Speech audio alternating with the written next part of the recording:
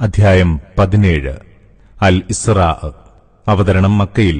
സൂക്തങ്ങൾ 111. പ്രവാചകന്റെ രാത്രി യാത്രയെ കുറിക്കുന്ന പദമാണിത്. ഇതിന്റെ ക്രിയാപദം 1-ാം സൂക്തത്തിലുണ്ട്. പ്രവാചകന്റെ മക്ക ജീവിതത്തിന്റെ അവസാന കാലത്ത് ഹിജ്റയ്ക്ക് 1 കൊല്ലം മുമ്പാണ് ഇത് അവതരിച്ചത്. നബി തിരുമേനി മക്കയിൽ തന്റെ ദൌത്യം പൂർത്തീകരിച്ചുകൊണ്ടിരുന്ന കാലത്ത് ജനതയ്ക്ക് നൽകിയ ഇതിലെ സൂക്തങ്ങളിൽ താക്കീതുകളും ഉദ്ബോധനങ്ങളും ഒട്ടേറെ അധ്യാപനങ്ങളും നന്നായി മേളിച്ചിരിക്കുന്നു. നബി തിരുമേനിക്ക് ധൈര്യവും ആശ്വാസവും നൽകുന്ന ഭാഗവും ഇത് ഉൾക്കൊള്ളുന്നു. ബിസ്മില്ലാഹിർ റഹ്മാനിർ റഹീം. തന്റെ ദാസനെ മസ്ജിദുൽ ഹറാമിൽ നിന്ന് അനുഗ്രഹീതമായ പരിസരങ്ങളോട് കൂടിയ മസ്ജിദുൽ അഖ്സായിലേക്ക് ഒരു രാവിൽ കൊണ്ടുപോയവൻ ഏറെ പരിശുദ്ധൻ തന്നെ. നമ്മുടെ ചില ദൃഷ്ടാന്തങ്ങൾ അദ്ദേഹത്തിന് കാണിച്ചു കൊടുക്കാൻ വേണ്ടിയാണത്. അവൻ എല്ലാം കേൾക്കുന്നവനും കാണുന്നവനുമാണ്. മൂസാക്കു നാം വേദപുസ്തകം നൽകി. അതിനെ ഇസ്രായേൽ മക്കൾക്ക് വഴികാട്ടിയാക്കി. എന്നെ കൂടാതെ ആരെയും കൈകാര്യകർത്താവാക്കരുതെന്ന കൽപ്പന അതിലുണ്ട്. നാം നൂഹിനോടൊപ്പം കപ്പലിൽ കയറ്റിയവരുടെ സന്തതികളാണ് നിങ്ങൾ. നൂഹ് വളരെ നന്ദിയുള്ള ദാസനായിരുന്നു. ഇസ്രായേൽ മക്കൾ 2 തവണ ഭൂമിയിൽ കുഴപ്പമുണ്ടാക്കുമെന്നും ധിക്കാരം കാണിക്കുമെന്നും നാം മൂലപ്രമാണത്തിൽ രേഖപ്പെടുത്തിയിട്ടുണ്ട്. അങ്ങനെ ആ 2 സന്ദർഭങ്ങളിൽ ആദ്യത്തേതിന്റെ അവസരമെത്തിയപ്പോൾ നാം നിങ്ങൾക്കെതിരെ നമ്മുടെ ദാസന്മാരിലെ അതിശക്തരായ ആക്രമണകാരികളെ അയച്ചു. അവർ നിങ്ങളുടെ വീടുകൾക്കിടയിൽ പോലും നിങ്ങളെ പരതി നടന്നു. അനിവാര്യമായി സംഭവിക്കേണ്ടിയിരുന്ന ഒരു വാഗ്ദാനം തന്നെയായിരുന്നു അത്. പിന്നീട് നിങ്ങൾക്കു നാം അവരുടെ മേൽ വീണ്ടും വിജയം നൽകി. സമ്പത്തും സന്താനങ്ങളും നൽകി സഹായിച്ചു. നിങ്ങളെ കൂടുതൽ അംഗബലമുള്ളവരാക്കുകയും ചെയ്തു. നിങ്ങൾ നന്മ പ്രവർത്തിച്ചാൽ അതിന്റെ ഗുണം നിങ്ങൾക്കു തന്നെയാണ്. തിന്മ ചെയ്താൽ അതിന്റെ ദോഷവും നിങ്ങൾക്കു തന്നെ. നിങ്ങളെ അറിയിച്ച 2 സന്ദർഭങ്ങളിൽ അവസാനത്തേതിന്റെ സമയമായപ്പോൾ നിങ്ങളെ മറ്റു ശത്രുക്കൾ കീഴ്പ്പെടുത്തി. അവർ നിങ്ങളുടെ മുഖം ചീത്തയാക്കാനും ആദ്യ തവണ പള്ളിയിൽ കടന്നുവന്ന പോലെ ഇത്തവണയും കടന്നു ചെല്ലാനും കയ്യിൽ കിട്ടിയതെല്ലാം തകർത്തു കളയാനും വേണ്ടി. ഇനിയും നിങ്ങളുടെ നാഥൻ നിങ്ങളോട് കരുണ കാണിച്ചേക്കാം. അഥവാ നിങ്ങൾ പഴയ നിലപാട് ആവർത്തിച്ചാൽ നാം നമ്മുടെ ശിക്ഷയും ആവർത്തിക്കും. സംശയമില്ല, നരകത്തെ നാം സത്യനിഷേധികൾക്കുള്ള തടവറയാക്കിയിരിക്കുന്നു. ഈ ഖുർആൻ ഏറ്റവും നേരായ വഴി കാണിച്ചു തരുന്നു. സൽക്കർമ്മങ്ങൾ പ്രവർത്തിക്കുന്ന സത്യവിശ്വാസികൾക്ക് അതിമഹത്തായ പ്രതിഫലമുണ്ടെന്ന് ശുഭവാർത്ത അറിയിക്കുന്നു. പരലോകത്തിൽ വിശ്വസിക്കാത്തവർക്ക് നാം നോവേറിയ ശിക്ഷ ഒരുക്കിവെച്ചിട്ടുണ്ടെന്ന് മുന്നറിയിപ്പ് നൽകുകയും ചെയ്യുന്നു. മനുഷ്യൻ നന്മയ്ക്കു വേണ്ടിയെന്ന പോലെ തിന്മയ്ക്കു വേണ്ടിയും പ്രാർത്ഥിക്കുന്നു. അവൻ വല്ലാത്ത ധൃതിക്കാരൻ തന്നെ. നാം രാവിനെയും പകലിനെയും 2 അടയാളങ്ങളാക്കിയിരിക്കുന്നു. അങ്ങനെ നാം രാവാകുന്ന ദൃഷ്ടാന്തത്തിന്റെ നിറം കെടുത്തി, പകലാകുന്ന ദൃഷ്ടാന്തത്തെ പ്രകാശപൂരിതമാക്കി. നിങ്ങൾ നിങ്ങളുടെ നാഥനിൽ നിന്നുള്ള അനുഗ്രഹം തേടാനാണിത്. നിങ്ങൾ കൊല്ലങ്ങളുടെ എണ്ണവും കണക്കും മനസ്സിലാക്കാനും. അങ്ങനെ സകല സംഗതികളും നാം വ്യക്തമായി വേർതിരിച്ചു വച്ചിരിക്കുന്നു. ഓരോ മനുഷ്യന്റെയും ഭാഗധേയത്തെ നാം അവന്റെ കഴുത്തിൽ തന്നെ ബന്ധിച്ചിരിക്കുന്നു. ഉയിർത്തെഴുന്നേൽപ്പ് നാളിൽ നാം അവനുവേണ്ടി ഒരു കർമ്മരേഖ പുറത്തിറക്കും. അത് തുറന്നുവച്ചതായി അവന് കാണാം. നിന്റെ ഈ കർമ്മപുസ്തകമൊന്ന് വായിച്ചു നോക്കൂ. ഇന്ന് നിന്റെ കണക്കു നോക്കാൻ നീ തന്നെ മതി. ആർ നേർവഴി സ്വീകരിക്കുന്നുവോ അതിന്റെ ഗുണം അവന് തന്നെയാണ്. ആർ വഴികേടിലാകുന്നുവോ അതിന്റെ ദോഷവും അവന് തന്നെ. ആരും മറ്റൊരുത്തന്റെ ഭാരം ചുമക്കുകയില്ല. ദൂതനെ നിയോഗിക്കും വരെ നാം ആരെയും ശിക്ഷിക്കുകയുമില്ല. ഒരു നാടിനെ നശിപ്പിക്കണമെന്ന് നാം ഉദ്ദേശിച്ചാൽ അവിടത്തെ സുഖലോലുപരോട് നാം കൽപ്പിക്കും. അങ്ങനെ അവരവിടെ അധർമ്മം പ്രവർത്തിക്കും. അതോടെ അവിടം ശിക്ഷാർഹമായിത്തീരുന്നു. അങ്ങനെ നാം അതിനെ തകർത്ത് തരിപ്പണമാക്കുന്നു. നൂഹിനു ശേഷം എത്രയെത്ര തലമുറകളെയാണ് നാം നശിപ്പിച്ചത്. തന്റെ ദാസന്മാരുടെ പാപങ്ങളെപ്പറ്റി സൂക്ഷ്മമായി അറിയുന്നവനും കാണുന്നവനുമായി നിന്റെ നാഥൻ തന്നെ മതി. ആരെങ്കിലും പെട്ടെന്ന് കിട്ടുന്ന നേട്ടങ്ങളാണ് കൊതിക്കുന്നതെങ്കിൽ നാം അയാൾക്ക് അതുടനെ തന്നെ നൽകുന്നു. നാം ഇച്ഛിക്കുന്നവർക്ക് നാം ഇച്ഛിക്കുന്ന അളവിൽ. പിന്നെ നാം അവന് നൽകുക നരകത്തീയാണ്. നിന്ദ്യനും ദിവ്യകാരുണ്യം നിഷേധിക്കപ്പെട്ടവനുമായി അവനവിടെ കത്തിയെരിയും. എന്നാൽ ആരെങ്കിലും സത്യവിശ്വാസം സ്വീകരിക്കുകയും പരലോകമാഗ്രഹിക്കുകയും അതിനായി ശ്രമിക്കുകയുമാണെങ്കിൽ അറിയുക, അത്തരക്കാരുടെ പരിശ്രമം ഏറെ നന്ദി അർഹിക്കുന്നതു തന്നെ. ഇവർക്കും അവർക്കും നാം ഈ ലോകത്ത് സഹായം നൽകും. നിന്റെ നാഥന്റെ ദാനമാണത്. നിന്റെ നാഥന്റെ ദാനം തടയാൻ ആർക്കുമാവില്ല. ഇവിടെ നാം ചിലരെ മറ്റു ചിലരേക്കാൾ എவ்விധമാണ് ശ്രേഷ്ഠരാക്കിയതെന്ന് നോക്കൂ. എന്നാൽ ഏറ്റവും മഹിതമായ പദവിയും ഏറ്റവും ഉത്കൃഷ്ടമായ അവസ്ഥയുമുള്ളത് പരലോക ജീവിതത്തിലാണ്. നീ അല്ലാഹുവോടൊപ്പം മറ്റൊരു ദൈവത്തെയും സ്വീകരിക്കരുത്. അങ്ങനെ ചെയ്താൽ നീ നിന്ദ്യനും നിരാകരിക്കപ്പെട്ടവനുമായി കുത്തിയിരിക്കേണ്ടിവരും. നിന്റെ നാഥൻ വിധിച്ചിരിക്കുന്നു, നിങ്ങൾ അവനെയല്ലാതെ വഴിപ്പെടരുത്. മാതാപിതാക്കൾക്ക് നന്മ ചെയ്യുക. അവരിൽ ഒരാളോ രണ്ടുപേരുമോ വാർദ്ധക്യം ബാധിച്ച് നിന്നോടൊപ്പമുണ്ടെങ്കിൽ അവരോട് ഛേ എന്ന് പോലും പറയരുത്. പരുഷമായി സംസാരിക്കരുത്. ഇരുവരോടും ആദരവോടെ സംസാരിക്കുക. കാരുണ്യപൂർവം വിനയത്തിന്റെ ചിറക് ഇരുവർക്കും താഴ്ത്തിക്കൊടുക്കുക. അതോടൊപ്പം ഇങ്ങനെ പ്രാർത്ഥിക്കുക, എന്റെ നാഥ, കുട്ടിക്കാലത്ത് അവരിരുവരും എന്നെ പോറ്റി വളർത്തിയ പോലെ നീ അവരോട് കരുണ കാണിക്കണമേ. നിങ്ങളുടെ നാഥൻ നിങ്ങളുടെ മനസ്സിലുള്ളത് നന്നായി അറിയുന്നവനാണ്. നിങ്ങൾ സൽക്കർമ്മികളാവുകയാണെങ്കിൽ നിശ്ചയമായും ഖേദിച്ച് സത്യത്തിലേക്ക് തിരിച്ചുവരുന്നവർക്ക് അവൻ ഏറെ പൊറുത്തുകൊടുക്കുന്നവനാണ്. അടുത്ത കുടുംബക്കാരന് അവന്റെ അവകാശം കൊടുക്കുക. അഗതിക്കും വഴിപോക്കനുമുള്ളത് അവർക്കും. എന്നാൽ ധൂർത്തടിക്കരുത്. നിശ്ചയം ധൂർത്തന്മാർ പിശാചുക്കളുടെ സഹോദരങ്ങളാകുന്നു. പിശാചോ തന്റെ നാഥനോട് നന്ദി കെട്ടവനും. നിന്റെ നാഥനിൽ നിന്ന് നീ ആഗ്രഹിക്കുന്ന അനുഗ്രഹം പ്രതീക്ഷിച്ച് നിനക്ക് അവരുടെ ആവശ്യം അവഗണിക്കേണ്ടി വന്നാൽ നീ അവരോട് സൗമ്യമായി ആശ്വാസവാക്ക് പറയണം. നിന്റെ കൈ നീ പിരടിയിൽ കെട്ടിവെക്കരുത്. അതിനെ മുഴുവനായി നിവർത്തിയിടുകയുമരുത്. അങ്ങനെ ചെയ്താൽ നീ ആക്ഷേപിക്കപ്പെട്ടവനും നഷ്ടപ്പെട്ടവനുമായിത്തീരും. നിന്റെ നാഥൻ അവൻ ഇച്ഛിക്കുന്നവർക്ക് ജീവിത വിഭവം ധാരാളമായി നൽകുന്നു. മറ്റു ചിലർക്ക് അതിൽ കുറവ് വരുത്തുകയും ചെയ്യുന്നു. അവൻ തന്റെ ദാസന്മാരെ നന്നായി അറിയുന്നവനും കാണുന്നവനുമാണ്. പട്ടിണി പേടിച്ച് നിങ്ങൾ നിങ്ങളുടെ കുട്ടികളെ കൊല്ലരുത്. അവർക്കും നിങ്ങൾക്കും അന്നം നൽകുന്നത് നാമാണ്. അവരെ കൊല്ലുന്നത് കൊടിയ കുറ്റം തന്നെ. നിങ്ങൾ വ്യഭിചാരത്തോടടുക്കുക പോലും അരുത്. അത് നീചമാണ്, ഹീനമായ മാർഗവും. അല്ലാഹു ആദരിച്ച മനുഷ്യജീവനെ അന്യായമായി നിങ്ങൾ ഹനിക്കരുത്.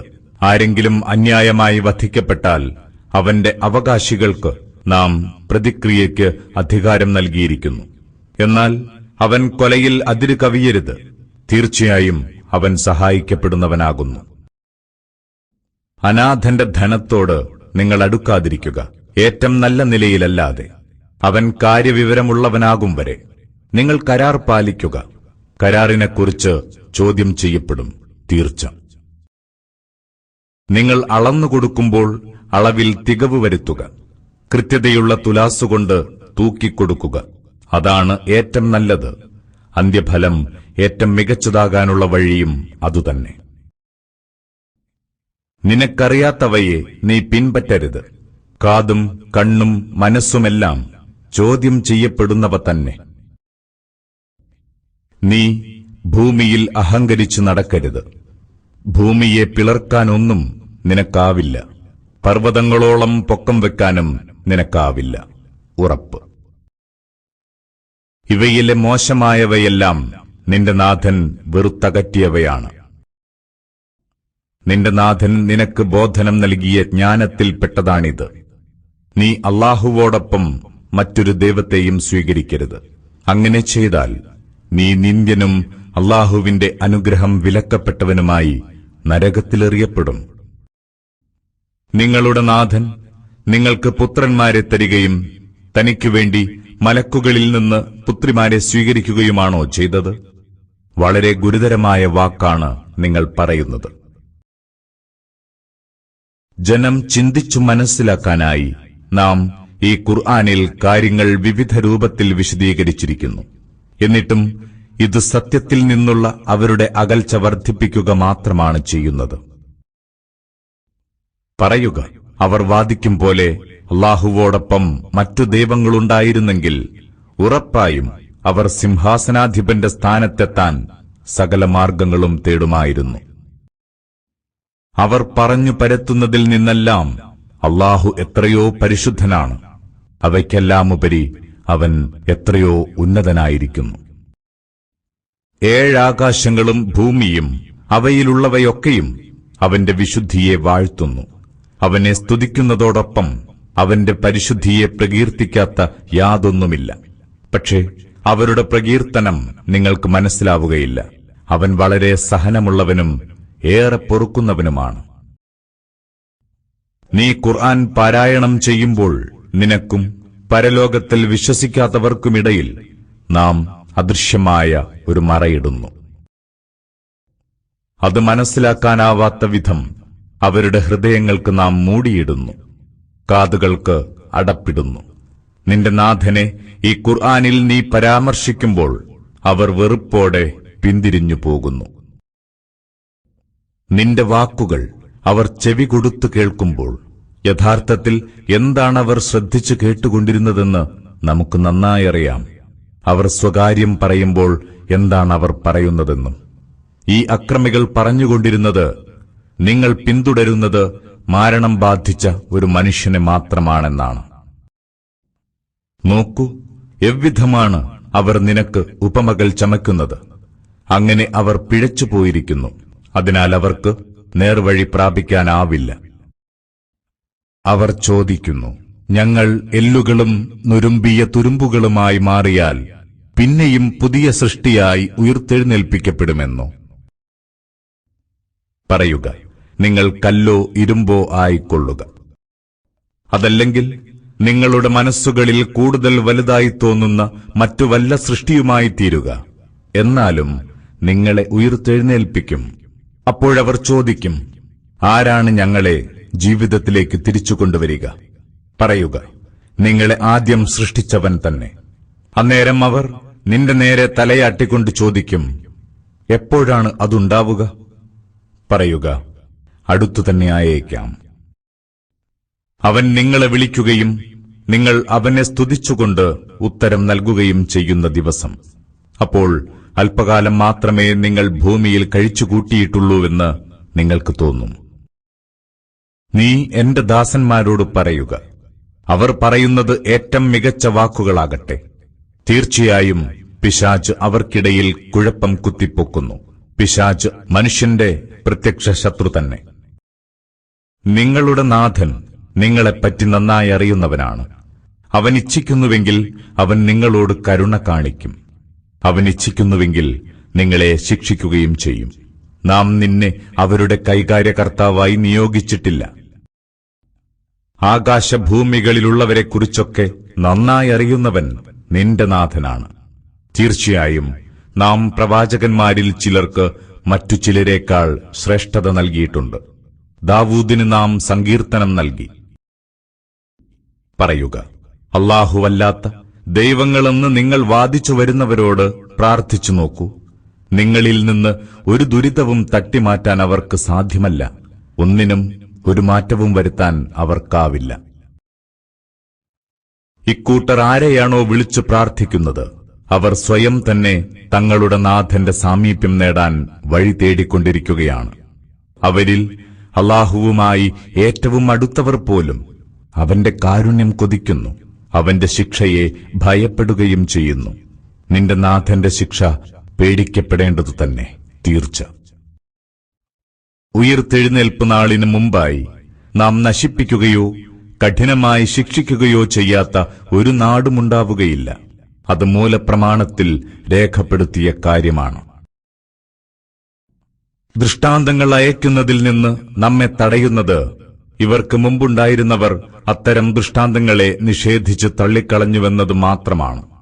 സമൂദ് ഗോത്രത്തിന് നാം പ്രത്യക്ഷ അടയാളമായി ഒട്ടകത്തെ നൽകി. എന്നാൽ അവരതിനോട് അതിക്രമം കാണിക്കുകയാണുണ്ടായത്. നാം ദൃഷ്ടാന്തങ്ങൾ അയക്കുന്നത് ഭയപ്പെടുത്താൻ വേണ്ടി മാത്രമാണ്. നിന്റെ നാഥൻ മനുഷ്യരെ ഒന്നടങ്കം വലയം ചെയ്തിരിക്കുന്നുവെന്ന് നാം നിന്നോട് പറഞ്ഞ സന്ദർഭം ഓർക്കുക. നിനക്ക് നാം കാണിച്ചു തന്ന ആ കാഴ്ച നാം ജനങ്ങൾക്ക് ഒരു പരീക്ഷണമാക്കുകയാണ് ചെയ്തത്. ഖുർആനിൽ ശപിക്കപ്പെട്ട ആ വൃക്ഷവും അങ്ങനെ തന്നെ. നാം അവരെ ഭയപ്പെടുത്തുകയാണ്, എന്നാൽ അതവരിൽ ധിക്കാരം വളർത്തുക മാത്രമേ ചെയ്യുന്നുള്ളൂ. നിങ്ങൾ ആദമിന് സുജൂദ് ചെയ്യുക എന്ന് നാം മലക്കുകളോട് പറഞ്ഞ സന്ദർഭം. അപ്പോഴവർ സുജൂദ് ചെയ്തു, ഇബ്ലീസ് ഒഴികെ. അവൻ പറഞ്ഞു, നീ കളിമണ്ണുകൊണ്ടുണ്ടാക്കിയവന് ഞാൻ സുജൂദ് ചെയ്യുകയോ? ഇബ്ലീസ് പറഞ്ഞു, എന്നേക്കാൾ നീ ഇവനെ ആദരണീയനാക്കി. ഇവൻ അതിനർഹനാണോ എന്ന് നീ എന്നെ അറിയിക്കുക. ഉയിർത്തെഴുന്നേൽപ്പ് നാൾ വരെ നീ എനിക്ക് സമയം അനുവദിക്കുകയാണെങ്കിൽ അവന്റെ സന്താനങ്ങളിൽ അല്പം ചിലരെയൊഴികെ എല്ലാവരെയും ഞാൻ ആ പദവിയിൽ നിന്ന് പിഴുതെറിയുക തന്നെ ചെയ്യും. അല്ലാഹു പറഞ്ഞു, നീ പോയിക്കൊള്ളുക. അവരിൽ നിന്നാരെങ്കിലും നിന്നെ പിന്തുടരുകയാണെങ്കിൽ നിങ്ങൾക്കുള്ള പ്രതിഫലം നരകമായിരിക്കും. ഇത് തികവൊത്ത പ്രതിഫലം തന്നെ. നിന്റെ ഒച്ചവെക്കലിലൂടെ അവരിൽ നിന്ന് നിനക്ക് കഴിയാവുന്നവരെയൊക്കെ നീ തെറ്റിച്ചുകൊള്ളുക. അവർക്കെതിരെ നീ നിന്റെ കുതിരപ്പടയെയും കാലാൾപ്പടയെയും ഒരുമിച്ചു കൂട്ടുക. സമ്പത്തിലും സന്താനങ്ങളിലും അവരോടൊപ്പം കൂട്ടുചേർന്നുകൊള്ളുക. അവർക്ക് നീ വാഗ്ദാനങ്ങൾ നൽകുകയും ചെയ്യുക. അവരോടുള്ള പിശാചിന്റെ വാഗ്ദാനം കൊടും ചതിയല്ലാതൊന്നുമല്ല. നിശ്ചയമായും എന്റെ ദാസന്മാരുടെ മേൽ നിനക്ക് ഒരധികാരവുമില്ല. ഭരമേൽപ്പിക്കപ്പെടാൻ നിന്റെ നാഥൻ തന്നെ മതി. നിങ്ങൾക്കായി കടലിലൂടെ കപ്പലോടിക്കുന്നവനാണ് നിങ്ങളുടെ നാഥൻ. നിങ്ങൾ അവന്റെ ഔദാര്യം തേടിപ്പിടിക്കാൻ വേണ്ടി. അവൻ നിങ്ങളോട് അളവറ്റ കാരുണ്യവാനാണ്. കടലിൽ നിങ്ങളെ വല്ല വിപത്തും ബാധിച്ചാൽ അല്ലാഹുവെ വിട്ട് നിങ്ങൾ വിളിച്ചു പ്രാർത്ഥിക്കുന്നവയെല്ലാം അപ്രത്യക്ഷമാകുന്നു. എന്നാൽ അവൻ നിങ്ങളെ കരയിലേക്ക് രക്ഷപ്പെടുത്തിയാൽ നിങ്ങൾ അവനിൽ നിന്ന് തിരിഞ്ഞുകളയുന്നു. മനുഷ്യൻ ഏറെ നന്ദികെട്ടവൻ തന്നെ. കരയുടെ ഓരത്തു തന്നെ അവൻ നിങ്ങളെ ആഴ്ത്തിക്കളയുന്നുവെന്ന് വയ്ക്കുക. അല്ലെങ്കിൽ അവൻ നിങ്ങളുടെ നേരെ ചരൽമഴ വീഴ്ത്തുന്നുവെന്ന്. ഇതിൽ നിന്നെല്ലാം നിങ്ങളെ രക്ഷിക്കുന്ന ആരെയും കണ്ടെത്താൻ കഴിയുന്നില്ലെന്നും. ഇതേക്കുറിച്ചൊക്കെ നിങ്ങൾ തീർത്തും നിർഭയരാണോ? അല്ലെങ്കിൽ മറ്റൊരിക്കൽ അവൻ നിങ്ങളെ കടലിലേക്ക് തിരിച്ചുകൊണ്ടുപോകുന്നു. അങ്ങനെ നിങ്ങൾ നന്ദികേട് കാണിച്ചതിന് ശിക്ഷയായി നിങ്ങളുടെ നേരെ കൊടുങ്കാറ്റയച്ച് നിങ്ങളെ അതിൽ മുക്കിക്കളയുന്നു. പിന്നീട് അക്കാര്യത്തിൽ നിങ്ങൾക്കായി നമുക്കെതിരെ നടപടിയെടുക്കാൻ നിങ്ങൾക്കാരെയും കണ്ടെത്താനാവുന്നുമില്ല. ഇത്തരമൊരവസ്ഥയെക്കുറിച്ചും നിങ്ങൾ നിർഭയരാണോ? ഉറപ്പായും ആദം സന്തതികളെ നാം ആദരിച്ചിരിക്കുന്നു. അവർക്കു നാം കടലിലും കരയിലും സഞ്ചരിക്കാനായി വാഹനങ്ങൾ ഒരുക്കി. ഉത്തമ വിഭവങ്ങൾ ആഹാരമായി നൽകി. നാം സൃഷ്ടിച്ച നിരവധി സൃഷ്ടികളെക്കാൾ നാം അവർക്ക് മഹത്വമേകുകയും ചെയ്തു. ഒരു ദിനം അന്ന് നാം ഓരോ ജനവിഭാഗത്തെയും തങ്ങളുടെ നേതാവിനോടൊപ്പം ഒരിടത്ത് വിളിച്ചുകൂട്ടും. അന്ന് കർമ്മപുസ്തകം വലതുകൈയിൽ നൽകപ്പെടുന്നവർ തങ്ങളുടെ രേഖ വായിച്ചു നോക്കും. അവരൊട്ടും അനീതിക്കിരയാവില്ല. ഈ ലോകത്ത് കണ്ണുകാണാത്തവനെപ്പോലെ കഴിയുന്നവൻ പരലോകത്ത് കണ്ണുപൊട്ടനായിരിക്കും, പറ്റെ വഴിപിഴച്ചവനും. സംശയമില്ല, നാം നിനക്ക് ബോധനം നൽകിയ സന്ദേശങ്ങളിൽ നിന്ന് നിന്നെ തെറ്റിച്ച് നാശത്തിലകപ്പെടുത്താൻ അവരൊരുങ്ങിയിരിക്കുന്നു. അതല്ലാത്തവ നീ നമ്മുടെ പേരിൽ വെച്ചുകെട്ടണമെന്നാണ് അവരാഗ്രഹിക്കുന്നത്. അങ്ങനെ ചെയ്താൽ ഉറപ്പായും അവർ നിന്നെ ഉറ്റമിത്രമായി സ്വീകരിക്കും. നിന്നെ നാം ഉറപ്പിച്ചു നിർത്തിയില്ലായിരുന്നെങ്കിൽ നീ അവരുടെ പക്ഷത്തേക്ക് അല്പസ്വല്പം ചാഞ്ഞുപോകുമായിരുന്നു. അങ്ങനെ സംഭവിച്ചിരുന്നെങ്കിൽ നിന്നെ നാം ഇഹത്തിലും പരത്തിലും ഇരട്ടി ശിക്ഷ ആസ്വദിപ്പിക്കും. അപ്പോൾ നമുക്കെതിരിൽ നിന്നെ സഹായിക്കാൻ ആരെയും കണ്ടെത്താനാവില്ല. നിന്നെ ഭൂമിയിൽ നിന്ന് പറിച്ചെടുത്ത് പുറത്തെറിയാൻ അവർ തയ്യാറെടുത്തിരിക്കുന്നു. അങ്ങനെ സംഭവിച്ചാൽ നിനക്ക് ശേഷം അല്പകാലമല്ലാതെ അവരവിടെ താമസിക്കാൻ പോകുന്നില്ല.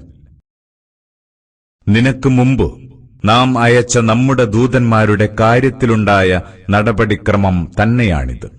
നമ്മുടെ നടപടിക്രമങ്ങളിൽ ഒരു വ്യത്യാസവും നിനക്ക് കാണാനാവില്ല. സൂര്യൻ തെറ്റുന്നതു മുതൽ രാവ് ഇരുളും വരെ നമസ്കാരം നിഷ്ഠയോടെ നിർവഹിക്കുക. ഖുർആൻ പാരായണം ചെയ്തുള്ള പ്രഭാത നമസ്കാരവും.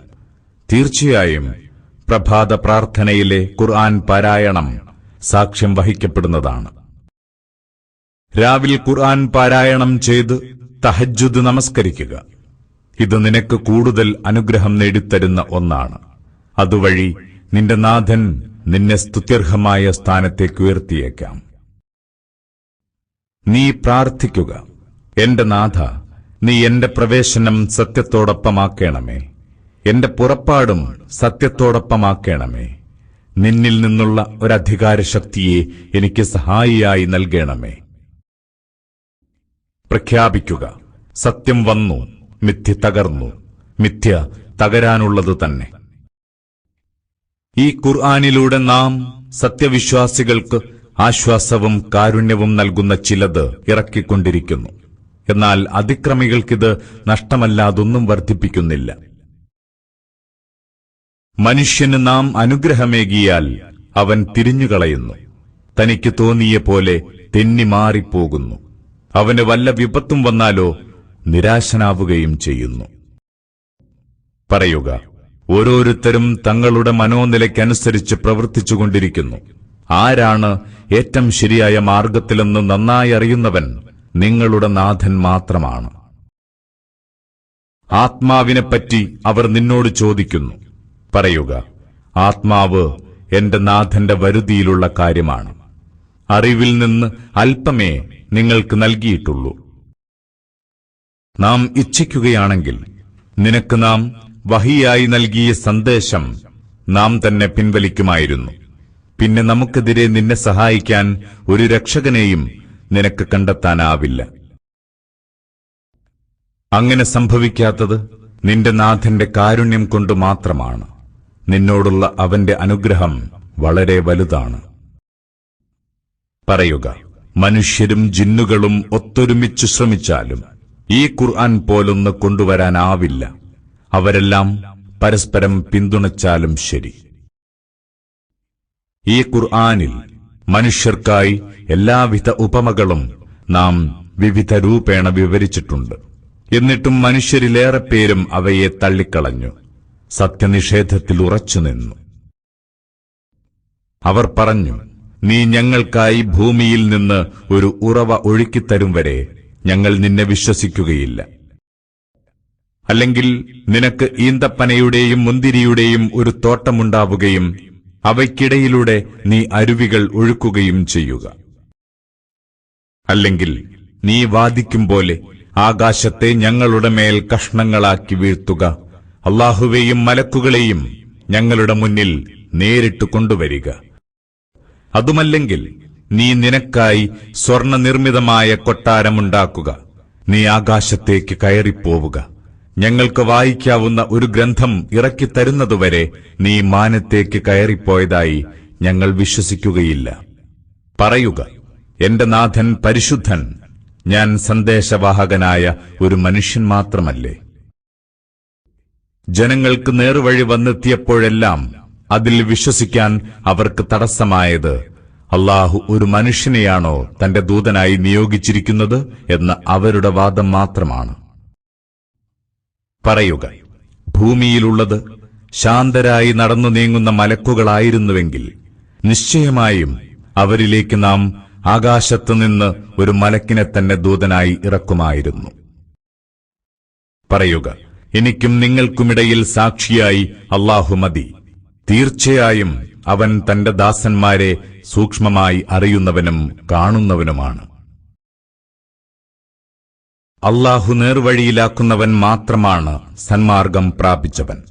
അവൻ ദുർമാർഗത്തിൽ അകപ്പെടുത്തുന്നവർക്ക് അവനെ കൂടാതെ രക്ഷകരെ കണ്ടെത്താൻ നിനക്കാവില്ല. ഉയിർത്തെഴുന്നേൽപ്പ് നാളിൽ നാം അവരെ മുഖം നിലത്തുകുത്തി വലിച്ചിഴച്ചു കൊണ്ടുവരും. അവരപ്പോൾ അന്ധരും ഊമകളും ബധിരരുമായിരിക്കും. അവരുടെ സങ്കേതം നരകമാണ്. അതിലെ അഗ്നി അണയുമ്പോഴൊക്കെ നാം അത് ആളിക്കത്തിക്കും. അവർ നമ്മുടെ പ്രമാണങ്ങളെ കള്ളമാക്കി തള്ളിയതിന്റെ പ്രതിഫലമാണത്. ഞങ്ങൾ എല്ലും തുരുമ്പുമായ ശേഷം പുതിയൊരു സൃഷ്ടിയായി ഉയർത്തെഴുന്നേൽപ്പിക്കപ്പെടുമോ എന്ന് ചോദിച്ചതിന്റെയും. ആകാശഭൂമികളെ സൃഷ്ടിച്ച അല്ലാഹു ഇവരെപ്പോലെയുള്ളവരെയും സൃഷ്ടിക്കാൻ ശക്തനാണെന്ന് ഇവരെന്തുകൊണ്ട് മനസ്സിലാക്കുന്നില്ല? അല്ലാഹു ഇവർക്കൊരവധി നിശ്ചയിച്ചിട്ടുണ്ട്, അതിലൊട്ടും സംശയമില്ല. എന്നാൽ അതിനെ തള്ളിപ്പറയാനല്ലാതെ അക്രമികൾക്കാവുന്നില്ല. പറയുക, എന്റെ നാഥന്റെ കാരുണ്യത്തിന്റെ ഖജനാവുകൾ നിങ്ങളുടെ അധീനതയിലായിരുന്നുവെങ്കിൽ ചെലവഴിച്ചു തീർന്നു പോകുമോ എന്ന് പേടിച്ച് നിങ്ങളത് മുറുക്കിപ്പിടിക്കുമായിരുന്നു. മനുഷ്യൻ പറ്റേ പിശുക്കൻ തന്നെ. മൂസാക്കു നാം പ്രത്യക്ഷത്തിൽ കാണാവുന്ന 9 തെളിവുകൾ നൽകി. നീ ഇസ്രയേല്യരോട് ചോദിച്ചു നോക്കുക. അദ്ദേഹം അവരിലേക്ക് ചെന്ന സന്ദർഭം. അപ്പോൾ ഫിർഔൻ പറഞ്ഞു, മൂസ, നിന്നെ മാരണം ബാധിച്ചവനായാണ് ഞാൻ കരുതുന്നത്. മൂസ പറഞ്ഞു, ഉൾക്കാഴ്ചയുണ്ടാക്കാൻ പോന്ന ഈ അടയാളങ്ങൾ ഇറക്കിയത് ആകാശഭൂമികളുടെ നാഥനല്ലാതെ മറ്റാരുമല്ലെന്ന് താങ്കൾക്ക് തന്നെ നന്നായി അറിയാവുന്നതാണല്ലോ. ഫിർഔൻ താങ്കൾ തുലഞ്ഞവനാണെന്നാണ് ഞാൻ കരുതുന്നത്. അപ്പോൾ അവരെ നാട്ടിൽ നിന്ന് വിരട്ടിയോടിക്കാൻ ഫിർഔൻ തീരുമാനിച്ചു. എന്നാൽ അവനെയും അവന്റെ കൂടെയുള്ളവരെയും നാം മുക്കിക്കൊന്നു. അതിനുശേഷം നാം ഇസ്രയേൽ മക്കളോട് പറഞ്ഞു, നിങ്ങൾ ഈ നാട്ടിൽ പാർത്തുകൊള്ളുക. പിന്നീട് പരലോകത്തിന്റെ വാഗ്ദത്ത സമയം വന്നെത്തിയാൽ നിങ്ങളെയെല്ലാം ഒരുമിച്ചു കൂട്ടി കൂട്ടത്തോടെ കൊണ്ടുവരുന്നതാണ്. നാം ഈ ഖുർആൻ ഇറക്കിയത് സത്യസന്ദേശവുമായാണ്. സത്യനിഷ്ഠമായി തന്നെ അത് ഇറങ്ങുകയും ചെയ്തിരിക്കുന്നു. ശുഭവാർത്ത അറിയിക്കുന്നവനും താക്കീത് നൽകുന്നവനുമായല്ലാതെ നിന്നെ നാം അയച്ചിട്ടില്ല. ഈ ഖുർആനിനെ നാം പല ഭാഗങ്ങളായി വേർതിരിച്ചിരിക്കുന്നു. നീ ജനങ്ങൾക്ക് സാവധാനം ഓതിക്കൊടുക്കാൻ വേണ്ടിയാണിത്. നാം അതിനെ ക്രമേണയായി ഇറക്കി തന്നിരിക്കുന്നു. പറയുക, നിങ്ങൾക്കിത് വിശ്വസിക്കുകയോ വിശ്വസിക്കാതിരിക്കുകയോ ചെയ്യാം. എന്നാൽ ഇതിനു മുമ്പ് ദിവ്യജ്ഞാനം ലഭിച്ചവർ ഇത് വായിച്ചു കേൾക്കുമ്പോൾ മുഖം കുത്തി സുജൂദ് ചെയ്യുന്നതാണ്. അവർ പറയും, ഞങ്ങളുടെ നാഥൻ എത്ര പരിശുദ്ധൻ! ഞങ്ങളുടെ നാഥന്റെ വാഗ്ദാനം നിറവേറ്റപ്പെടുന്നതു തന്നെ. അവർ കരഞ്ഞുകൊണ്ട് മുഖം കുത്തി വീഴുന്നു. അതവരുടെ ഭയഭക്തി വർദ്ധിപ്പിക്കുന്നു.